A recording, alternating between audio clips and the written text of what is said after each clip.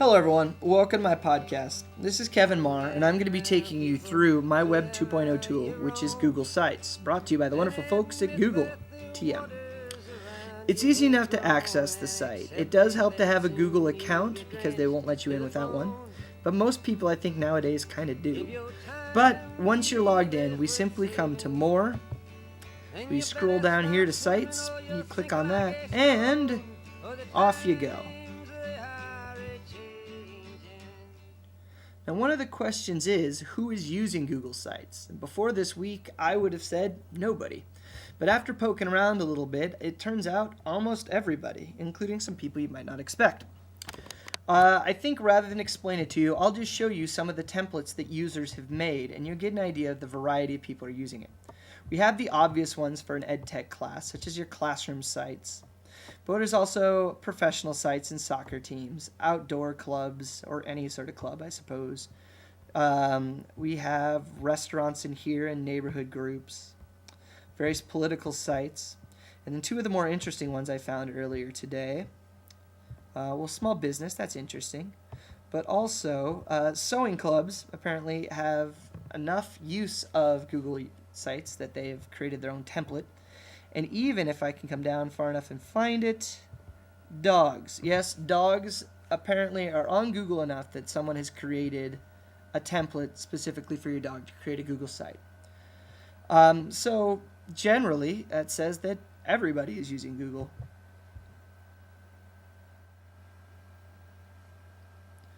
What do you need to know about Google Sites? Well, one of the coolest features I discovered about it is as a Google site, you have access to all your Google tools, including your calendars, your documents, your Picasa folders, whatever else you've set up. Let me show you what I mean. If I come to my Senior English page, which is one of the subpages I've set up for Senior English, I have a couple things in here. I have a simple Google gadget, which is just a daily quote. This one comes from T.S. Eliot. I have a Picasa folder set up here to show them British Lit at a glance, all the little photos of snapshots of things we're going to cover this year. And I also have a senior calendar I created using Google Calendars. It tells them everything about when we're going to have our quizzes, when assignments are due, also when grading days and end of quarters come. Another nifty thing about it being a Google-powered tool is that it allows you to set up mini blogs, which it calls announcement pages. For example, I've set one up here with Marr News You Can Use, which is just our class announcements. Essentially just runs like a tiny blog. I can simply add a new post by clicking here, and it takes me to a new post. So let's say that tomorrow is a half day. Helps if you can spell it.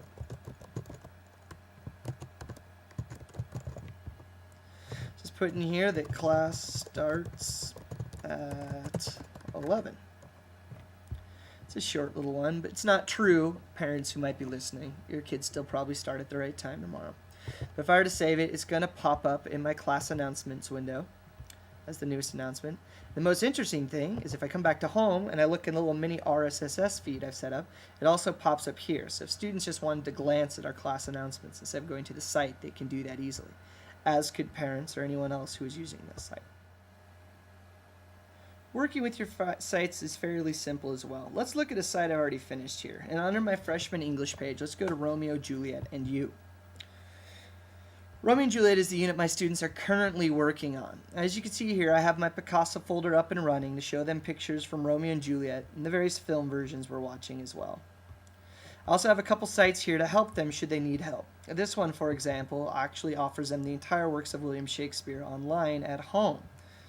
So if they need to look up a quote or a specific play, let's say Romeo and Juliet, Act 3, Scene 1, they can easily get that at home and read anything they're missing out on. Or if they're missing a homework assignment, that's simple as well. They simply click on the link, and I've uploaded most of their homework assignments to Google at this point in time, so it simply accesses the Google Doc with that homework assignment in it. They can print this off or copy and paste it into Word and type it out and email it back to me if they so wish. This allows students to get caught up on missing work and also lets parents kind of peruse what homework they should be seeing their students work on at home. So let's go to sites still under construction, and I'll show you how easy it is to work with Google. Now, my medieval literature site I just started putting together this morning.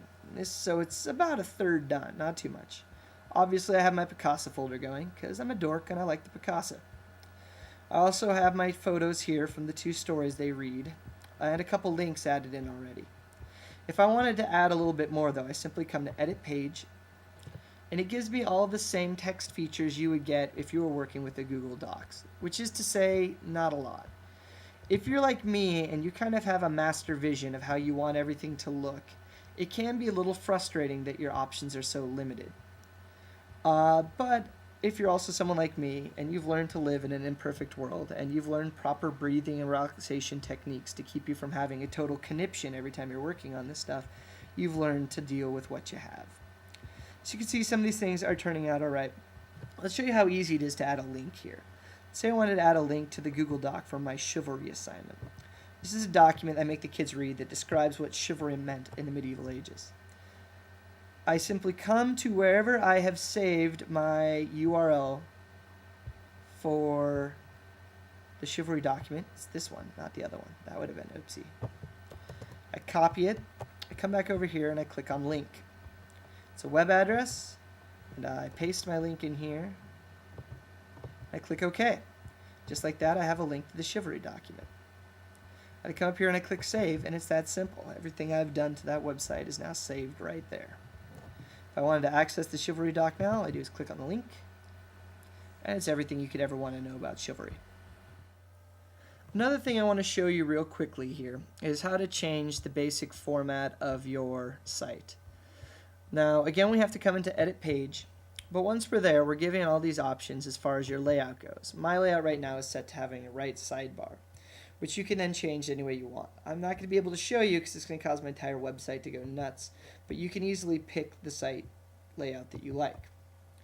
Now, if you're not a big fan of the yellow legal pad like I am, and you want a different look to your site as a whole, that's easy enough to do too. All we do is come down here to Edit Sidebar, and we come to Themes. And there's a number prepared to Google Themes here. So if I wanted to go the Madison route, it'll even give me a little preview of what my site would look like had I made that decision. It would look something like that. Unfortunately, the preview is not very big, but you can kind of play around and find ones that you like.